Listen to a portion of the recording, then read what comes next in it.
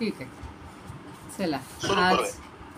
हो. सोमवार 20 मे आपलं आता 18व्या अध्यायातले आहे. 497पर्यंत ओव्या झाल्या होत्या, पण काही ओव्या पुन्हा 85 ते 97 झाल्या आहेत आणि त्याच्या पुढच्या काही घेतल्या होत्या. त्याचा थोडा आढावा आपण घेणार आहोत. त्या दिवशी चुकून अगोदरच्या राहून पुढच्या घेतल्या होत्या. आता आपल्या पुढच्याही झाल्या तर आधीच्याही झालेल्या आहेत. प्रार्थना म्हणूया. सर्वांना शुभेच्छा.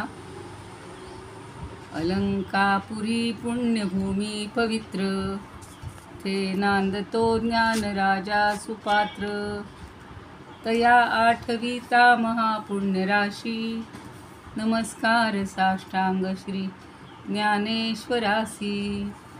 माता यस्य तपस्विनी च जनको, वैराग्य रागान्वित भ्रातारो गुरुणा निवृत्तिसहिता, निर्वृत्तिका संस्थिताः. ज्ञातुं दानरसं हि येन जगति, ज्ञानेशरूतं रूपं धृतं. वन्दे तं करुणाकरं प्रभुवरं, श्रीसंतज्ञानेश्वरं. श्रीसंतज्ञानेश्वरं. ज्ञानेश्वर महाराज की जय. पंढरीनाथ भगवान की जय. सर्व श्रोत्यांना आणि ज्ञानेश्वरी भक्तांना सादर वंदन. आपण 18व्या अध्यायातला 18वा श्लोक पाहिलेला होता. त्याच्यावरच्या या बऱ्याच ओव्या चाललेल्या आहेत. ज्ञानदेवांनी वेगवेगळ्या प्रकारे आपल्याला कर्माची प्रेरणा आणि कर्माचा संग्रह याचं स्वरूप सांगणारा जो 18वा श्लोक आहे तो पुन्हा एकदा सांगते. ज्ञानं ज्ञेय परिज्ञाता, त्रिविधा कर्मचोदना. करणं कर्म कर्तेति, त्रिविध कर्मसंग्रहः. 3 त्रिपुटी 2 ह्याच्या सांगितलेल्या होत्या की ज्ञाता म्हणजे ज्ञान करून घेणारा जो आहे तर तो ज्ञाता. नंतर ज्ञेय म्हणजे जाणून जो विषय घ्यायचा आहे तो, आणि जे जाणलं गेलं ते ज्ञान. ह्या 3 गोष्टी या कर्माची चोदना म्हणजे कर्माला प्रेरणा देणाऱ्या असतात. कुठल्याही गोष्टीचं ज्ञान झाल्याशिवाय आपण कर्म करू शकत नाही. आणि कर्माच्या 3 कोणत्या आहेत गोष्टी? करण म्हणजे साधन, कर्म प्रत्यक्ष ते कर्म, आणि करणारा कर्ता, असा त्रिविध हा कर्मसंग्रह आहे. म्हणजे ज्ञाता ज्ञेय ज्ञान या 3 प्रकारच्या कर्माच्या प्रेरणा आहेत, आणि कर्ता करण क्रिया हे 3 प्रकारचे कर्मसंग्रह आहेत. आता त्याचाच जो काही ज्ञाता ज्ञेय ज्ञानाचाच कर्म करण आणि कर्ता याच्यामध्ये कसा आविर्भाव केला जातो किंवा त्याचाच कसा त्याचं रूपांतर त्यामध्ये होतं, या अर्थाच्या आपण 97पर्यंत ओव्या पाहिलेल्या होत्या. की अचानक एखादी गोष्ट आपल्याला नको वाटली तर ती अप्रिय वस्तू टाकून देण्यासाठी आपण क्षणाचाही विलंब लावत नाही. तो क्षण म्हणजे आपल्याला कल्पांतासारखा वाटायला लागतो. मग ते सर्प आणि रत्नमण्यांचं उदाहरण दिलेलं होतं. किंवा चतुरंग सेनेचा जो सेनाधिपती आहे किंवा जो चांगला कुस्ती मल्ल आहे तो एखादा मल्ल पाहिल्याबरोबर त्याच्याशी कुस्ती खेळायलाच तयार होतो. अशी सगळी उदाहरणं पाहिली होती. ते भ्रमर जे आहेत ते फुलातला मकरंद खायला मिळावा म्हणून कदाचित ते स्वतःच बाग निर्माण करायला लागतात. म्हणजे ज्ञान किंवा त्या गोष्टीचा आस्वाद घेण्याचं सोडून कृतीच करायला लागतात असं आपल्याला त्यात सांगितलेलं होतं. आणि 497 नंतरच्या जेव्हा मी ओव्या घेतल्या होत्या अगोदर, तर त्यावेळेला आपण असं पाहिलेलं होतं की 4 गोष्टी ह्या चतुर्विध अंतःकरण सांगितलेलं आहे. 98वी ओवी थोडासा धावता आढावा घेते आता, कारण पूर्ण डिटेल शिकवायची गरज नाही. की हे सगळं करण्यासाठी कोणत्या गोष्टी किंवा कोणत्या वृत्ती आपल्याला कारणीभूत होतात, तर बुद्धी, मन, चित्त आणि अहंकार हे चतुर्विध अंतःकरण आहे. आणि या 4 प्रकारचं अंतःकरण म्हणजे 4 वृत्ती आहेत. मग देहाच्या बाहेर जे सगळे आपले 5 ज्ञानेंद्रिय आहेत,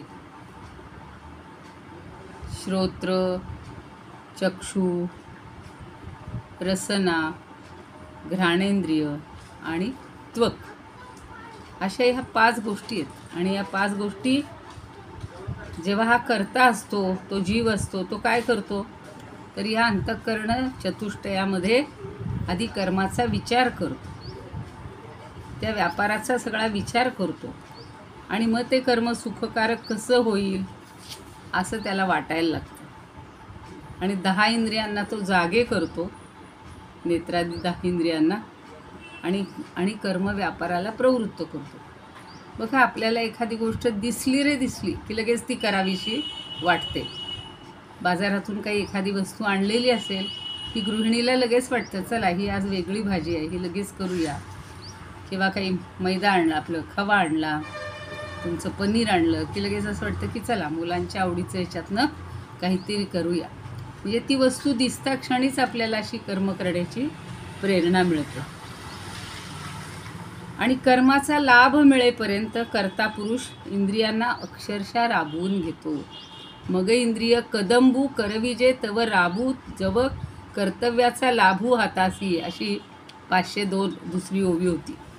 आणि एवढंही करून जर ना ते कर्तव्य जरी दुःखे फळेला ऐसे देखे, तो लावी त्यागमुखे तिहे 10ही. आणि तेवढं करूनही 10च्या 10 इंद्रियांना कामाला लावून सुद्धा फळप्राप्ती मिळत नाही असं लक्षात आलं की मग काय होतं, त्या कर्मापासून आपल्याला दुःख मिळतं. आणि दुःख येईल, दुःख व्हायला लागलं, कष्ट व्हायला लागले, त्रास व्हायला लागला की लगेच ते कर्म आपण सोडून देतो. त्या कर्माचा त्यागच केला जातो. तो लावी त्यागमुखे तिये 10ही. त्या 10 इंद्रियांचं काही होऊ देत, तिथनं सगळं ते अंग काढूनच घेतलं जातं. मला हे कर्म नकोच. लोक म्हणतात भले नंतर मिळणार असतील लाखांनी, आता तर कोट्यांनी, पण आत्ता एवढं कुणी राबायचे, सोडून देच. मग फिटेनं दुःखाचा ठावो, 504 ओवी आहे बघा, 504, 504. मग फिटे दुःखाचा ठावो, तव राहटवी रात्र देहो, विकणुवाते कारावो जिया परी. विकणुवातेचा अर्थ सांगितला होता तेव्हा एखादी वसुली करण्यासाठी. तर गरीब शेतकरी जे असतात आणि ते गरीब शेतकऱ्यांना त्यांनी सारा दिला नाही तर जसा राजा किंवा जो मुख्य तिथला मालक असतो तो त्यांना राबवतो. रात्रंदिवस राहटवो, म्हणजे रात्रंदिवस त्यांना कामाला लावतो. आणि जोपर्यंत त्याप्रमाणे हा कर्ता पुरुष दुःखाचं मूळ नाहीसे होईपर्यंत इंद्रियांना अहोरात्र राबवतो. मग अशी जे सांगितलं त्याच्यासाठी एक उदाहरण दिलं आहे की जसा सारा वसूल होत नाही तोपर्यंत तिथला मालक, धनी, राजा हा त्या लोकांना कामाला राबवत असतो. शेतकऱ्यांना इतका राबवतो, रात्रंदिवस राबवतो. तसे हे अंतःकरण चतुष्टय या आपल्या 10ही इंद्रियांच्या पुढं, इंद्रियांचं पुढारीपण मिरवणाऱ्या त्या ज्ञात्याला कर्ता म्हणवतात. म्हणजे त्यांना इंद्रियांना अहोरात्र राबवतो. म्हणजेच हा जो कर्ता आहे तो त्यांच्याकडून सगळं करून घेण्याचा प्रयत्न करतो. अशी 5वी ओवी झालेली होती. आता 6 पासून पुन्हा बघूया. आणि कर्तयाच्या सर्व कर्मी, 506वी ओवी आहे. आणि कर्तयाच्या सर्व कर्मी आऊतांची या परीक्षमी, म्हणून इंद्रिया ते आम्ही करणे म्हणो. ही आऊतांची ओवी पण घेतलेली आहे, पुढच्या झालेल्या आहेत खरं. की हा कर्ता नेहमी काय करतो तर कर्मसिद्धीला जाण्यासाठी 10ही इंद्रियांना, मगाशी म्हणलं रात्रंदिवस राबवतो, तसं आता म्हणले आऊता, म्हणजे अवतासारखा वापर करतो. आऊत असतात की नाही क्षेत्र नांगरण्यासाठी, ते अवतासारखा वापर करतो. आणि ही इंद्रिय काय होतात तर कर्त्याची साधनं म्हणून वापरली जातात. साधन, तसं आऊत एक साधन आहे, नांगर हे साधन आहे, तसं ही सगळी आऊतासारखी इंद्रियांते राबवी किंवा इंद्रियांते आम्ही करणे म्हणू. तर म्हणून त्याला करणं म्हणजे इंद्रिय असं म्हटलेलं आहे. 14वा वगैरे श्लोक पाहिलेला आहे. अधिष्ठानं तथा कर्ता करणंच पृथक्विदम, विविधाश्च पृथक चेष्टा दैवंचैवात्र पंचमं. ते करणं हा जो शब्द आहे तो इथे त्यांनी इंद्रियांसाठीच वापरलेला आहे. परवा मी ते इंद्रिय मन यांच्याद्वारे आपल्याला कशी वस्तू दिसते, त्याचं आपण प्रत्यक्ष ज्ञान कसं घेतो हे सगळं सांगितलं होतं. तैसे कर्तयाची या क्रिया व्यापले जे धनंजया, ते कर्मगा बोलावया आन नाही. नाही, मधल्या एक दोन राहिल्या उभ्या. सोनाराच हे 2-3 उभ्या उदाहरणं आहेत, ती पाहूया. 6-7 पर्यंत झालेलं होतं आपण. सोनाराची या बुद्धी लेणे व्यापे चंद्रकरी चांदणे, का व्यापे वेल्हाळपणे वेली जैसी.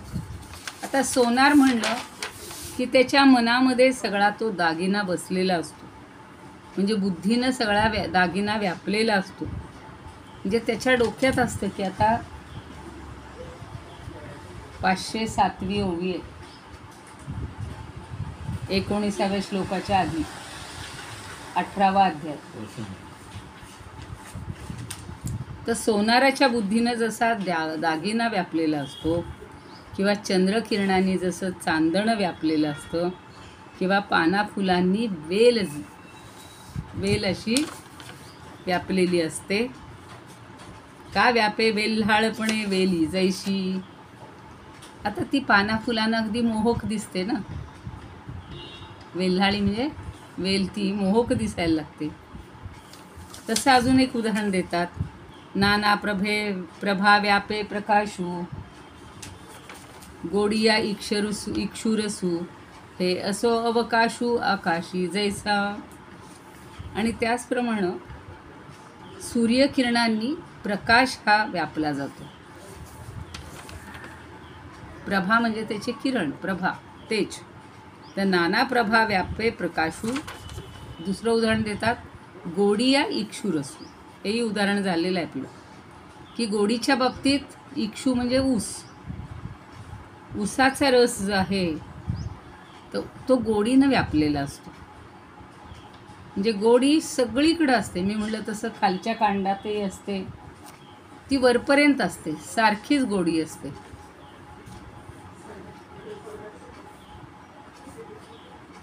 हे असो अवकाशू आकाशी जैसा. आणि अवकाश म्हणजे पोकळी, सगळीकडे व्यापून असते. असं झालंय का आकाशात कुठला तरी मधला भाग असा रिकामा दिसतो का आपल्याला? नाही. म्हणजे हे सगळं त्यांनी व्यापलं जातं. तसं काय म्हणतात ते पुढची ओळ बघा. तैसे कर्तयाची या क्रिया व्यापले जे धनंजया, ते कर्मगा बोलावया आन नाही. तशा कर्त्याच्या ज्या क्रिया आहेत, तर कर्त्याच्या क्रियांनी इंद्रियांच्या वाटे ते व्यापलं जातं. जे व्यापलं जातं त्याला कर्म असं म्हणतात. आता नुसतंच काम पुष्कळ आहे, पण आपण जर हाताला हात लावून बसलो तर ते काम होईल का? हो, नाही. म्हणजे कर्मेंद्रिय आणि ज्ञानेंद्रिय दोन्हीच्या द्वारे ती कामं व्हायला लागतात. आणि म्हणून त्यांनी म्हटलेलं आहे की इंद्रियांच्या द्वारे किंवा इंद्रियाच्या वाटे जे व्यापलं जातं त्याला कर्म म्हणायला काहीही हरकत नाही. सगळ्या कर्ता, क्रिया आणि कर्म या 3 गोष्टींची संगती असते. नुसतंच असं होईल का आपण राबतोय, कर्ता आहे, क्रिया आहे, मग त्यातनं कर्म होणार नाही असं होईल का? हो, नाही होणार. आता एखाद्या घरात मोठा कार्यक्रम आहे, परवाच कोणतरी म्हणत होतं, आणि पुरणपोळ्या करायच्या. तर अगदी हल्ली केटररकडनं घेतात मागून, पण त्या बाईला तरी कष्ट करावेच लागतात ना. तिच्याही हाताखाली 4-5 जण असतात. कोणी पुरण शिजवून देतं, कोणी ते घाटून देतं, गुळबिळ घालून देतं, कुणी यंत्रातनं काढून देतं किंवा पाट्यावर वाटून देतं. आणि मग पोळ्या करायला वेगळ्याच बसतात, पुन्हा त्या छान ठेवायला तिसरी अजून कोणीतरी. म्हणजे इतक्या जणांची कर्म या सगळ्यांच्या इंद्रियांच्या द्वारे केली जातात. एकटी असेल तर एकटीच्याद्वारे, मग त्याला कर्म म्हणायला हरकत नाही. एवं कर्ता कर्म करणं या तिहींचेही लक्षण, सांगितले तुझे विचक्षण शिरोमणी. शिरोमणी म्हणजे बुद्धिमंतांचा, विचक्षण शिरोमणी. विचक्षण म्हणजे बुद्धिमंत. त्या बुद्धिमंत आपण ह्याच्यात पाहिलेलं आहे, सुरुवातीला 18वा अध्याय सुरू केला तेव्हा कर्म प्राहु विचक्षणा. तर हे विचक्षण जे बुद्धिमान आहेत ते काय करतात, तर हे सगळं समजावून देतात. कर्ता, कर्म आणि करण या तिन्हींचेही लक्षण भगवंतांनी आता आपल्याला व्यवस्थित सविस्तरपणे सांगितलेलं आहे, असं या बुद्धिवंत अर्जुनाला म्हणत आहेत. हे बुद्धिमंत अर्जुना, तुला मी हे सगळं सविस्तर सांगितलेलं आहे. आता तुला पुन्हा काय सांगणार आहे. एथ ज्ञाता ज्ञानज्ञेय हे कर्माचे प्रवृत्तीत्रय, तैसेची कर्ता करण कार्य हा कर्मसंचयो. त्रिविध हा कर्मसंग्रह हा म्हणले, त्याला तिथं संचय म्हणले. संचय म्हणजे साठ, संग्रह म्हणजे पण साठाच असतो. पुस्तकांचा संग्रह, वस्तूंचा संग्रह, वस्तूला हे की नाही आपण किती पाहतो म्युझियम्स, तिथं सगळा संग्रहच असतो. इथे कर्मसंचय कशाला म्हणलं, कर्ता, करण आणि कार्य आणि ज्ञाता, ज्ञेय आणि ज्ञान. तर ह्या तिन्ही गोष्टी ज्ञाता, ज्ञेय, ज्ञान हे कर्माला प्रवृत्त करणारे आहेत. प्रवृत्त करणारे त्रिकूट आहे आणि कर्ता, करण आणि कार्य हे कर्माचा संचय किंवा कर्माचा संग्रह आहे. तिन्ही गोष्टी महत्त्वाच्या आहेत. फक्त आपल्याला ती कृती काय करायचे ते आणि करणारा असून चालणार नाही, त्याचं ज्ञान पाहिजे. तर कितीक वेळा मी हेच उदाहरण देते आपलं, की तो नुसता मोबाईल असून उपयोगाचा नाही आहे. आता आजच असं झालं, दासबोधामध्ये नव्यानं पाचवा आवर्तन सुरू होणार होतं.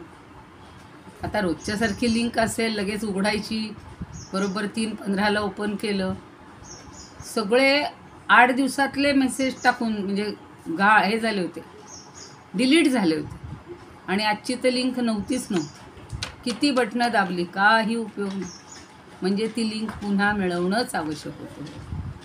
मग त्या काकांना सांगून ती लिंक त्यांनी 2 मिनिटांनी पाठवली, मग ओपन झाली. त्यांच्या प्रायव्हेटवरनं दिली त्यांनी, त्या ग्रुपवरचे सगळं डिलीटच झालं. बरं मला वाटलं माझ्या फोनवर डिलीट झालं असेल, तर यांच्याही फोनवर डिलीट झालेलं. म्हणजे आम्हाला काहीच करता येत नाही. हे जे आहे ना, हे ज्ञान हेही पाहिजे आणि त्याच्या पुढं करायला कर्माचे ही तिन्ही संग्रह पाहिजेत. त्यातलं काही नसेल तर चालेल का, हो नाही. करणही पाहिजे, साधनही पाहिजे, करणारा आपण पाहिजे, पण आपल्याला येत नाही तर दुसरा जो कोण करता असेल त्यांनी, आता जसं दादांशिवाय आपण अडून पडतो, त्यांनी जर नाही सुरू केलं तर तुम्ही येऊन बसलेले आहात, सगळ्यांनी मोबाईल ओपन केलेले आहेत, पण ते जर जोडलंच गेलं नाही त्यांच्याकडून तर आपण काय करणार, काहीच नाही. आणि उलटंही म्हणा, त्यांनी सगळं जोडून ठेवलं, उघडून ठेवलं आणि आपण कुणीच येऊन बसलो नाही. म्हणजे समजा तुम्ही सगळे येऊन बसलात, मीच आले नाही तरी होणार नाही. म्हणजे तो करता पाहिजेच आहे, करणही साधनही पाहिजे आणि सगळ्या क्रियाही पाहिजे. तर हा सगळा असा हा कर्माचा समुदाय आहे. याच्यावरच्या ओव्या जरा बघूयात.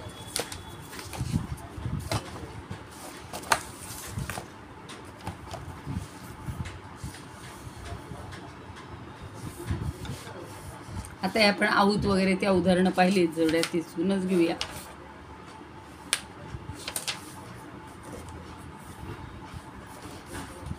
आणि त्या कर्त्याच्या सर्व कर्मी जाण, आऊता समान इंद्रियेती.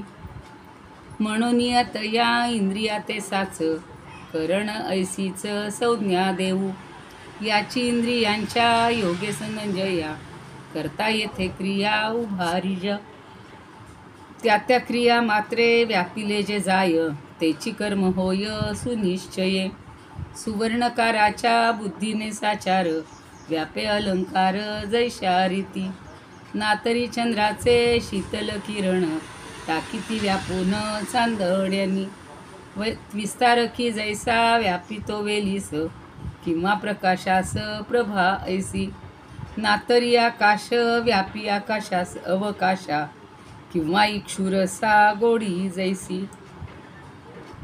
कर्त्याच्या क्रियेने तैसे व्यापिले जे, तया नाव साजे कर्म ऐसे. एवं करता कर्म करण ही तिन्ही, तुझ विवरोनी सांगितली. ज्ञाता ज्ञान ज्ञेय त्रिपुटी ही देख, कर्माची प्रेरक होय जेथे.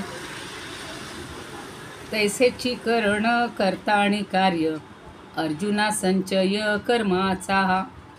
हा असा सगळा कर्माचा संचय किंवा कर्माचा संग्रह आहे. आता अजून पुढे काही उदाहरणं देणार आहेत, ती आपण पाहूयात.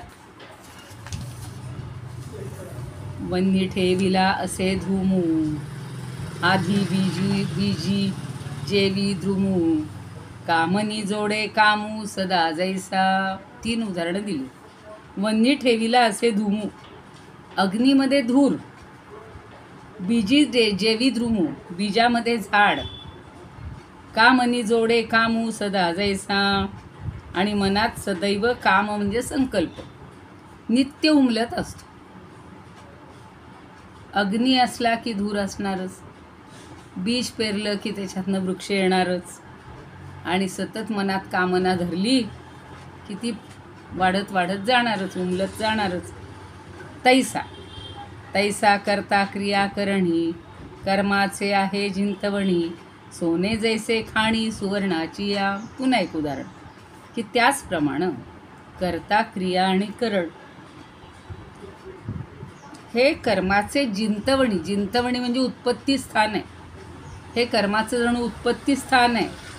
सोने जैसे खाणी, आता सोनं कुठे मिळतो? खाणीत. म्हणजे खाणीत फक्त सोनंच असतं, सोन्याच्या खाणीत. सुवर्णाची ये म्हणून हे कार्य मी करता, ऐसे आथी जेथ पांडुसुता, तेथ आत्मा दुरी समजता क्रियांपासी. त्याप्रमाणे ही जी त्रिपुटी आहे, कार्य करता आणि करण, तर ही तिथे असलीच पाहिजे. ही त्रिपुटी म्हणजेच कर्माचा जणू जिव्हाळा आहे. कर्म होण्यासाठी आवश्यक गोष्टी आहेत ह्या.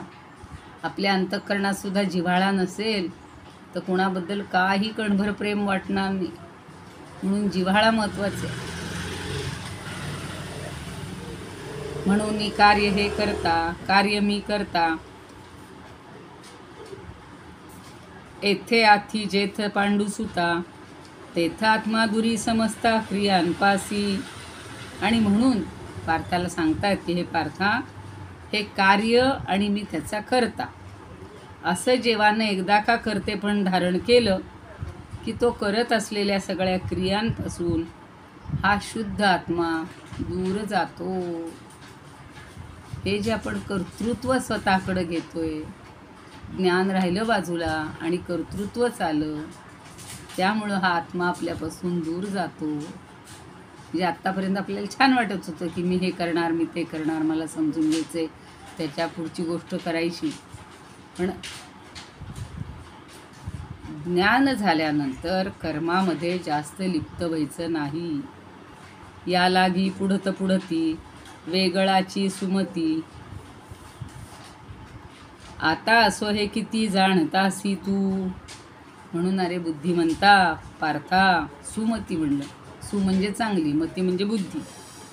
तर तू कर्मापासून हा आत्मा वेगळा आहे, आत्मा वेगळाची, हे सुमती. अरे सुमती लक्षात घे.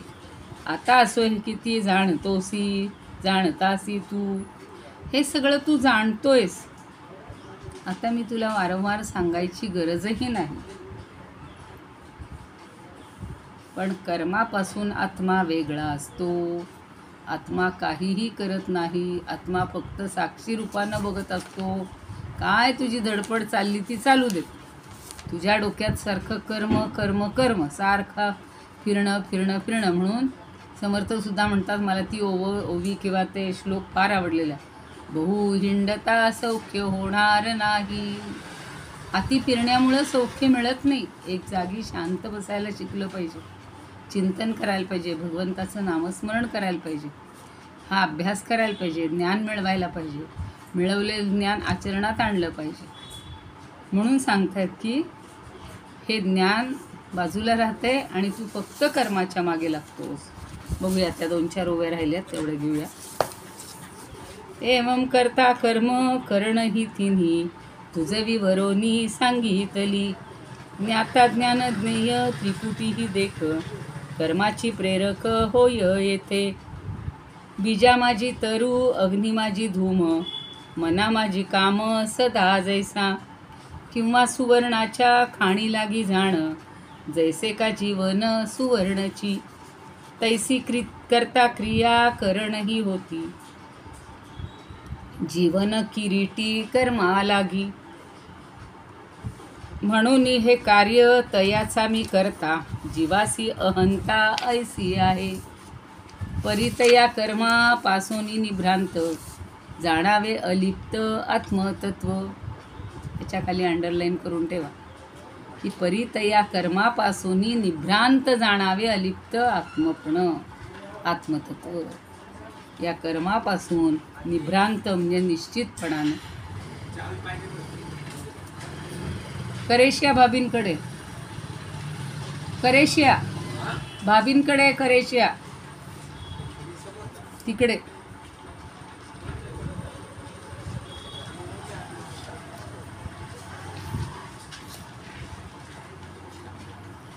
काही उपयोग नाही तुमचा. म्हणून हे सांगू किती तेच आत्मा वेगळाच कर्माहुनी. म्हणून म्हणतायत की हे कर्मापासून निभ्रांत म्हणजे निश्चितपणानं अलिप्त असतं असं जाणावं. आत्मतत्व या कशातही लिप्त होत नाही, कर्मामध्येही नाही, कर्मफळामध्येही नाही आणि कशातच नाही. हे आपलं बाकी 4 गोष्टी सांगितल्यात, मन, बुद्धी, चित्त आणि अहंकार.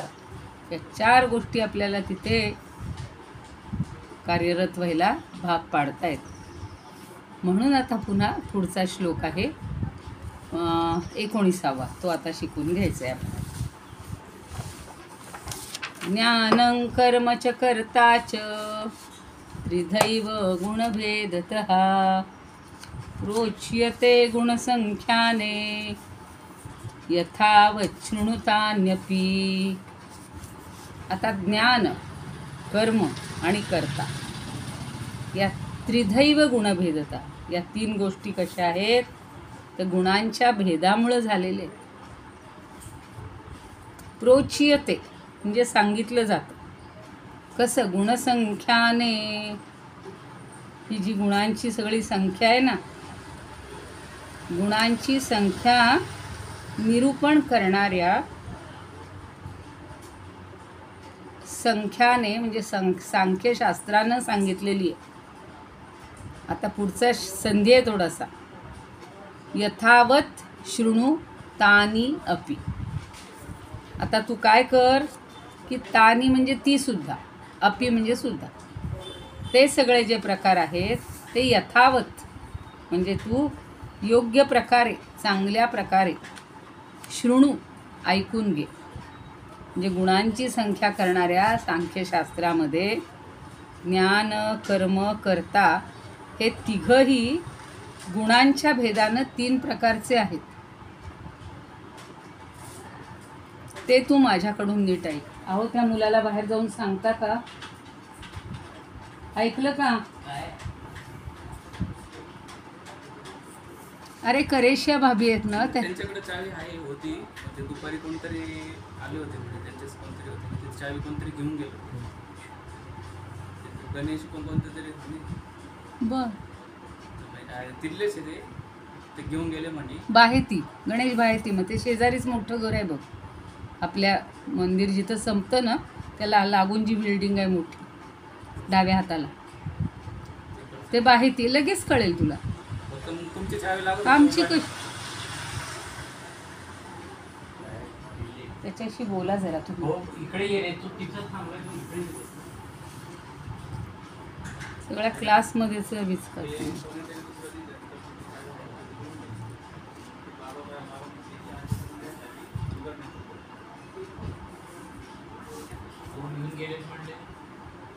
कामवाले गेले असतील मध्ये, तिथं नाही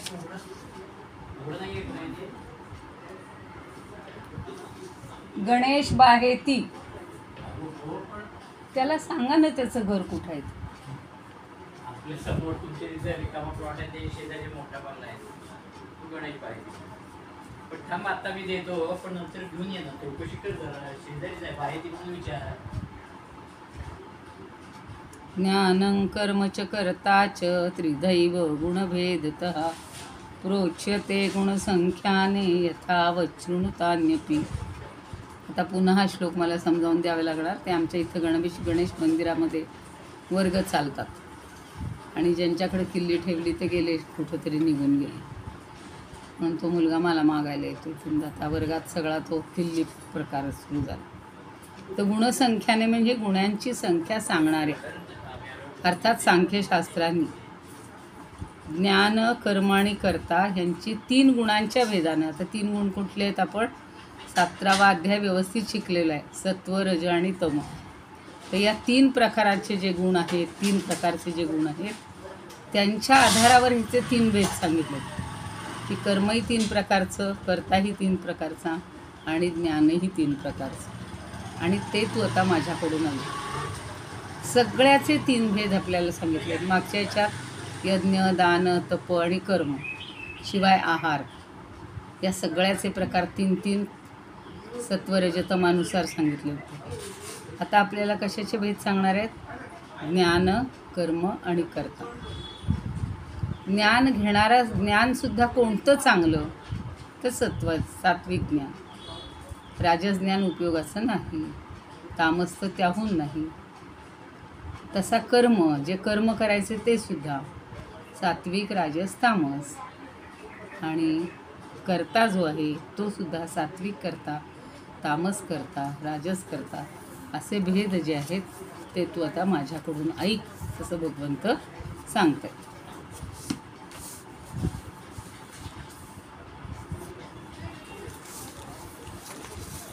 1, 2, 3 होतील ओव्या, बघूया. परी सांगितले जे ज्ञान कर्म करता हन, ते तिही ठाई भिन्न गुणी आहाती.